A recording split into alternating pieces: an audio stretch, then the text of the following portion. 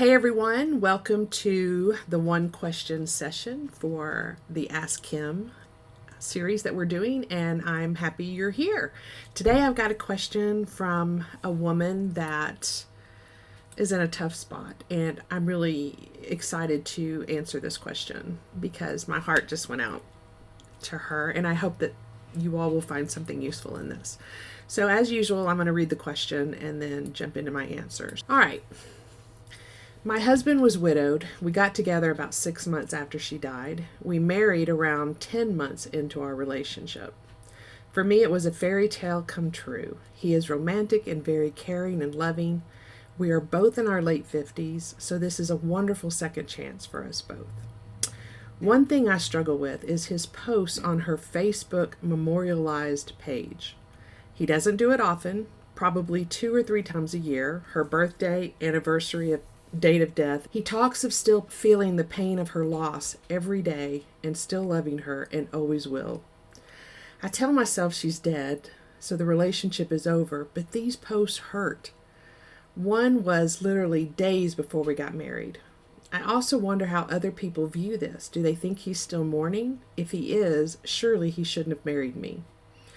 I didn't say anything at first, but he walked in on me when I was crying and wanted to know why. I told him then how it made me feel.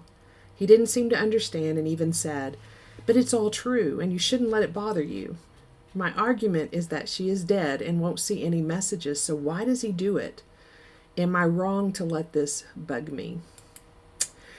So I'm going to start with your last question. Are you wrong in letting this bug you? And the answer is no, you're not wrong. Feelings are feelings. Feelings aren't really right or wrong. They're just feelings. And the only way that you can turn them into something really negative is if you don't acknowledge it, own it, and try to maybe get curious about it and dive in a little deeper. That being said, when your husband tells you you shouldn't let it bother you, he means well. He's wanting you to be okay with all of this, but it's okay that it bothers you. But here's what I want to say. I read this a few days ago, and the first thing that I thought of was, you have a really sweet man. This is somebody who loves very deeply. And listen, grief does not go away. You said, if he's still mourning, should he have married me? Well, he's never going to not grieve. When you've loved someone and lost them, the grief changes over time. It kind of morphs, but it's always there. It's not always heart crushing, but it's a part of you. His first wife is a part of his story. He spent decades with her, and he is honoring her and honoring that. I wouldn't view it as he loves her more than me, or somehow his love for me is diminished because he had this great love affair. I think it would help to reframe this for you in that this is a man who loves big, and you have the honor and the blessing. As you mentioned, you're so blessed because now you're brought into that. Now he loves you, and our hearts have big enough spaces for more than one big feeling like that. For example, with your kids, you love that first one. You think, I will never be able to love my second child. At least I did. I adore this child, my first one.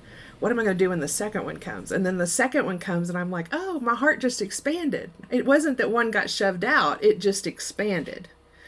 If your husband loves like this, then that tells me you've got a lifetime left of some incredible moments. The fact that he's putting that out there is just his way of processing. He's still processing. I'm totally making this up because I don't know your husband, but I imagine when you love someone like that and then you remarry and you find another love, there's probably a little bit of guilt there too. People who are widowed and remarry oftentimes have guilt that they have loved again. So there may be some of that, there may not be. It's just his way of memorializing a relationship that deserves honor and respect. So then what do? How do you manage your pain with his need to honor his first wife? And just like your feelings are okay, his are also. Here's what I want to suggest. This is such a great opportunity to increase the intimacy in your very young but growing relationship. Talk to your husband about how you feel. Not in a angry, how could you, I'm devastated kind of way, but in a way of help me understand this. Or when I read that, I feel really insecure.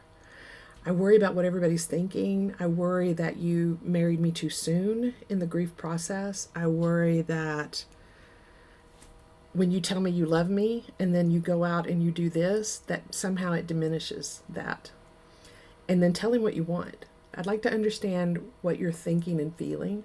I'd like to understand how you negotiate or rationalize in your brain loving two people like this. I'd like you to reassure me that you do love me. Another thing you might want to try is if he's memorializing her, I would ask for some feedback too. It sounds like he may do that. You said he's romantic, but I would want him to write me some letters. And if you want it posted on social media, I'm sure he'll be happy to do that, but that's not even necessary because this isn't about what anybody else thinks. Don't worry about anybody else. Everybody else is out there comparing their lives to what they read on here and hoping that theirs measures up. Don't get caught in that trap. No, it doesn't matter what anybody thinks. It matters on what you're living every day. But it's okay to say, write me a letter. Tell me what you think about being married to me. I want that for some reassurance. It would make me feel so much better about this. I honestly think you're so blessed here because if you married a man whose wife had died a year ago and he was able to just walk away, pack away all her photos and move on, what does that say? What does that say about a guy who spent decades with someone and she can leave and he can just so easily, quickly turn his back and move on? That's not somebody who can feel really deeply and honor that. I would hope that you can get to the point where you can embrace this as a process and a way to actually bring you guys even closer. I'm just excited for you to have this chance to have a man like this who can love this way. And how blessed he is to have you because obviously you cherish and value him. There's a part of you that wants to be the only one.